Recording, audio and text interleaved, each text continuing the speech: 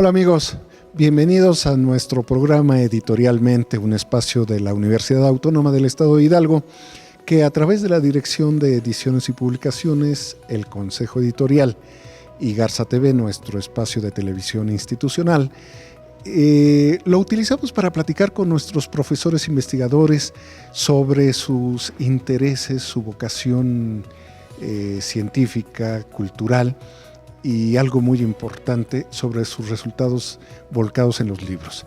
En esta ocasión estamos transmitiendo desde el CEDICSO, el Centro de Investigación de las Ciencias Sociales del Siglo XXI, ¿verdad? Es el nombre original. Y bueno, vean ustedes esta infraestructura interesante que además fue un parteaguas en la arquitectura de la ciudad, se convirtió en un icono de alguna manera, y estamos en este espacio además que invita a recorrerlo, da mucha paz y sobre todo anima a encontrar los rincones. La biblioteca está por aquí cerca, una biblioteca muy calmada, muy tranquila. Los centros de investigación de educación por ahí está. En fin, ¿qué le puedo decir? Vale la pena venir a recorrer este edificio. Decía yo de broma, ya tenemos que recorrerlo con un aparato de GPS, Telma, para que podamos localizarlo, porque es enorme, es interesante y lo invitamos a que lo conozca. Bueno, pues hoy platicamos con Telma Camacho Morfín. Telma, gracias por aceptar la invitación y venir a este programa a platicarnos de tu libro. Gracias por la invitación. Telma, tú eres licenciada en Historia por la UNAM, la Universidad Nacional Autónoma de México. Luego haces una maestría en el Instituto Mora, en Historia Moderna y Contemporánea. Y luego tu doctorado en Historia del Arte nuevamente en la Universidad Nacional Autónoma de México, la Facultad de Filosofía y Letras. Exacto. Esa facultad tan llena de vida, tan llena de locuras, tan proclive a la creatividad, a la discusión. De verdad, la extraña uno. Sí. La verdad, esa es la verdad. Bueno, ¿y por qué la historia? ¿Por qué no otra área de estudio? ¿Qué te atrajo de la historia? Bueno, primero fue un impulso nacionalista. Yo me acuerdo que en la primaria, cuando tenía 8 años, la maestra nos dijo, hay muy pocos antropólogos mexicanos. No sabía ni a qué se dedicaban los antropólogos. Pero sí que eran pocos. Que eran pocos y además que veían contenidos que se veían en ciencias sociales, porque nosotros veíamos en el programa ciencias sociales en la primaria. Entonces, yo desde ese momento empecé a decir que quería ser antropóloga y supuse que la antropología venía por aquí por ver lo del México prehispánico, pero me puse, para mi fortuna o mala suerte, me puse a leer los comentarios de Edward Seller al Códice Borgia. Y bueno, eso ya fue a los 14 años, una niña de 14 años leyendo los comentarios de Edward Seller al Códice Borgia, pues me resultó bastante aburrido. Entonces seguí buscando por el lado del pasado. O sea, más bien eso lo que me interesaba era el pasado. Lo que veíamos en ciencias sociales, pero el pasado. Y por esa época empezaron a retransmitir las telenovelas históricas de Televisa. Entonces bueno, tú te interesas por las telenovelas históricas. Además era una propuesta de mucho interés, desde luego, ¿no? Sí, eran muy dinámicas, tenían una historia que atraía, entonces yo estaba viéndolas, pero mi hermana llegaba de clases del CCH y me decía... El CCH combativo. Exacto. Decía, eso que presentan no es cierto. Madero respondía a sus intereses de clase, no era un personaje tan bondadoso y bien intencionado como te lo ponen en la telenovela. Entonces yo me empecé a preguntar, ¿dónde estaba la verdad? O sea, sí me llamó la atención buscar quién tenía la verdad frente a estas distintas versiones. Sí, desde luego. Entonces, coincidió con que el Estado de México, que era donde vivía yo, el gobierno del Estado pasó regalando un montón de clásicos de la historia de México y cayó en mis manos el Hidalgo íntimo de José María de la Fuente. Entonces me lo leí para saber, porque ya en ese momento pasaron los caudillos, claro, sí, que era sobre la independencia. Entonces yo me puse a comparar lo que leía y lo que veía, y además este autor que era muy riguroso, discutía con las fuentes. Fue una fortuna leer este autor que no es reconocido ni nada, es un autor de porfiriato, pero como que me introdujo en este asunto de que los historiadores discutimos con las fuentes, trabajamos con fuentes, no nos creemos el primer testimonio, y así fue como decidí estudiar la independencia. Llego a la carrera. Es un siglo tan interesante, el siglo XIX. Yo creo que es obligado que todo mexicano se meta un poco, y mejor dicho, un mucho, a este siglo XIX, que es el que fragua realmente el nacionalismo y los efectos que vivimos. Exacto. Llego a la carrera muy convencida de que voy a trabajar con el siglo XIX, historia política, y el primer trabajo que me dejan en Grecia es tomar una noticia de historia, un artículo de historia sobre la Grecia clásica en cualquier publicación. Y entonces me encontré en la revista Duda, que era una de esas de marcianitos, extraterrestres, y fenómenos paranormales, un artículo sobre la Odisea que decía que Ulises había ido a parar hasta Bretaña. Entonces me lo leí, pero como yo ya sabía que había que irse a las fuentes, me fui a leer la Odisea para hacer mi trabajo. Bueno, terminar ese trabajo fue un desastre porque consumí mucho tiempo preguntándome, pero fue muy formador porque me di cuenta que la historia estaba en los medios de comunicación. Y cuando tuve la oportunidad de presentar una ponencia en el encuentro de estudiantes de historia, trabajé cómo se veía la historia, la independencia en una historieta, y de ahí pues me dediqué a estudiar las historietas porque en esa época había pocos estudios. De hecho, hasta un maestro dijo, es el colmo, tantos años de estudio para acabar estudiando monitos. Sí, pero es que además ha habido interesantes propuestas. Recuerdo una, incluso trabajé en ella como editor, como coordinador editorial, Episodios Mexicanos, que además era muy interesante, Telma, porque se cuidaba mucho, había ensayos de grandes historiadores, había la redacción de guiones de grandes escritores y el dibujo de grandes dibujantes de la historieta. Y teníamos respuestas desde Estados Unidos, California. Entonces yo creo que la historieta ha sido un buen vehículo, y tanto te ha convencido que aquí está el libro. Exacto. Las historietas del buen tono 1904-1922, la litografía al servicio de la industria, que te lo editan la UNAM y la Universidad Autónoma del Estado de Hidalgo. Realmente pues es una coedición muy de presumir. Felicidades además. Y bueno, ya que nos mencionas el tema de la historieta, ¿por qué las historietas del buen tono, esta fábrica de cigarros que fue muy famosa, que fue muy grande, muy importante en su tiempo, que estaba establecida allí justamente en la colonia, ¿cómo se llama esta? Donde está actualmente Teléfonos de México, atrás de la calle de Ayuntamiento. Atrás, exactamente, por allí está, cerca del mercado de San Juan, tan famoso. Allí estaba el buen tono, la fábrica de cigarros. Pero bueno, ¿qué tiene que ver una fábrica de cigarros con una historieta, o mejor dicho, con una serie de historietas?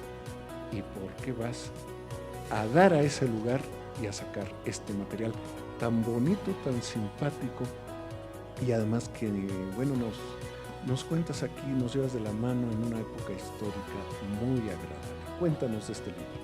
Bueno, la fábrica de cigarros El Buen Tono surgió a fines del siglo XIX, ya en el Porfiriato. La fundó un francés que venía del sur de Francia. A diferencia de los franceses que venían de Barcelonet, que hay muchos que fueron los que fundaron el Palacio de Hierro, por ejemplo, no venía de ese grupo, venía del sur de Francia, era Gascón. Se casa con una mexicana rica y pues con el dinero de la mexicana rica se dedica a poner una fábrica de cigarros. Él había estado previamente en Cuba y ahí aprendió todo el oficio del tabaco. Derivados, sí. Exacto. Pero el cigarro en esa época en México tenía un enorme problema. Podían producir la cantidad que quisieran de cigarros, no había campañas en contra de los fumadores ni de fumar, pero no había mercado. La gente del pueblo liaba en hoja de maíz su propio tabaco. Y la gente de la élite no tenía ningún problema en mandar traer cigarros, ¿cómo se llama? Puros. El habano. El habano de Cuba. Entonces, no había mercado para este cigarrillo industrial producido masivamente. ¿Qué es lo que hace Ernesto Pujibet? Emprender toda una serie de campañas publicitarias en donde estuvo, entre otras cosas, la historieta, pero también fue el primero que trajo funciones públicas y gratuitas de cine. Fue el que trajo el primer dirigible. Ya había una tradición de volar globos de Cantoya, pues él trajo globos de Cantoya, recurrió a todos los recursos habidos y por haber para promover el uso del cigarrillo, ya no del el cigarro, consumo de lo que llamamos en México el cigarro, que pues para los puristas sería más bien el cigarrillo. Exactamente, el delgado en papel arroz, enredado en papel arroz. Exacto, que es el que conocemos actualmente en México como cigarro, que lo venden así en sus cajetillas con cosas horribles en la, en la portada actualmente. Claro.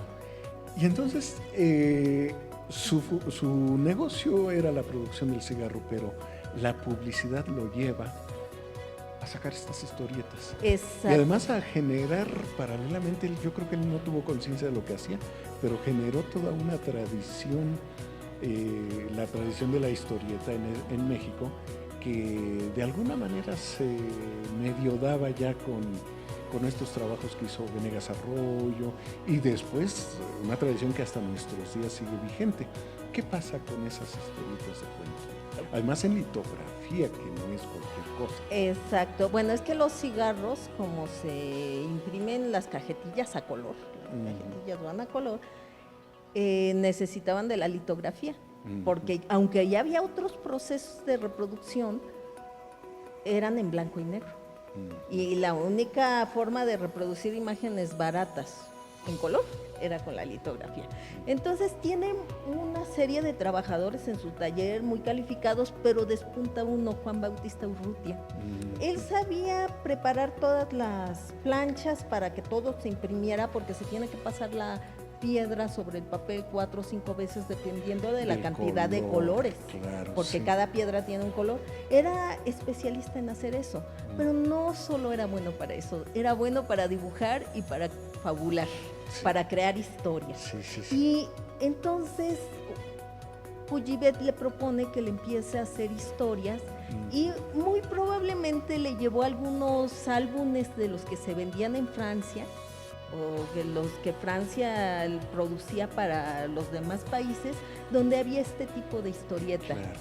Además, muy asociado a lo que se llamaban los almanaques, que eran estas revistas del hogar, casi exclusivas para las señoras, pero que traían mucha curiosidad, mucho material que llamaba la atención, y traía desde luego caricaturas, historietas, tiras pequeñas, algunas de ellas recuerdo por allí haber visto alguna del Palacio de Hierro, por ejemplo. Entonces, este señor Bautista Urrutia, Juan Bautista Urrutia, se convierte en el protagonista de las historietas, el protagonista hacedor de las historietas del buen tono. Sí. ¿Y quién es el protagonista personaje? No hay personajes, salvo en la última, son 6 colecciones, y solo en la última hay un personaje fijo, que es Ranilla. Ranilla. El típico personaje popular, que también trae toda una larga historia en el humor popular mexicano. Exacto, Ranilla es un personaje promedio que gracias al humo del cigarro supera todos sus defectos físicos y psicológicos. ¿Quieres aprender a tocar una guitarra? Se fuma un cigarro y toca muy bien la guitarra. Y canta, etc. Sí, tiene enemigos, que son Molota y Carlanga, y tiene a su novia, que es fumona. Entonces, las aventuras transcurren entre las trampas que le tienden Molota y Carlanga para que él quede mal, pero siempre los cigarros lo salvan. Lo salvan, es como su elemento inspirador y fortalecedor. Son su talismán, es algo así como él. Es que además era también la propaganda de quererle dar un valor agregado al cigarro mismo, una utilidad y Bueno, algo tan contrario a la publicidad que hoy se da. Si lo fumas es bajo tu riesgo, y en ese tiempo era para que levantes tu personalidad, tu talento, etcétera. Un cigarro es el mejor compañero. Era un poco el sentido de la publicidad que buscaba Pujibet, ¿no? Ajá, era una publicidad más bien medio ingenua, ¿no? Ajá. O sea, porque no prometía cosas reales. Ajá, sí, desde luego. O sea, la publicidad que después llegó fue la de el cigarro te da estatus, el cigarro hace que las mujeres caigan a tus pies. El clásico vaquero Marlboro, ¿no? Exacto. Por ejemplo. Sí, sí, sí. No, pero qué tan ingenua sería publicidad en su tiempo. Finalmente la publicidad es como un estímulo social vigente en su momento, y yo creo que ¿cuánta gente no iba a comprar el cigarro porque traía las historietas? Eso no lo podemos saber. Lo que sí podemos saber es que las historietas las leían masivamente los niños. Y anunciaban que iban a rifar un coche. En esa época rifar un coche era algo extraordinario. Sí, no lo hacía cualquiera. Y había que pegar los sellitos en unas hojas de registro, los sellitos de la cajetilla en una hoja de registro. Cosa que también se volvió muy socorrida, hacer estas planillas para concursar, para cambiarlas por algún premio, en muchos otros productos a lo largo de todo el siglo XX, casi hasta poquito después de la primera mitad del siglo XX. Sí, exacto. Y la que se ganó el coche fue una niña. Fue la que estuvo recortando los sellitos y pegándolos. Qué bonita anécdota, ¿no? Cuando los productores de cigarros se dan cuenta de que los que le están leyendo son los niños, dicen, bueno, sí, está bien, en el futuro fumarán, pero un empresario pero no vive en el presente. Sí, los maestros tenemos que pensar en el futuro, pero un empresario es aquí y ahora. Entonces lo que se le ocurrió a Pujibet fue pedirle a Urrutia que pusiera sucesos de actualidad. Y entonces es cuando las historietas empiezan a hablar de los presidentes de Estados Unidos, ponen a Porfirio Díaz, y más adelante hablan de la revolución, de la carestía, de la baja de la plata. Empiezan a aparecer lo que llamaban en la época los temas de actualidad. Y esto lo distancia un poco de los niños. Exacto. Pues pero vuelca el interés en los adultos. ¿Sí? Sobre todo esa clase media, ya un tanto cultivada y enterada de los sucesos contemporáneos, que era más proclive que pudiera consumir y gastar en un producto que se estaba poniendo de moda. Exacto. Pues qué interesante, de verdad. Pero además, bueno, estas historietas, yo me entretuve mucho por allí siguiendo las historietas, además de las explicaciones, las acotaciones que haces, las interpretaciones y todo esto que nos estás contando.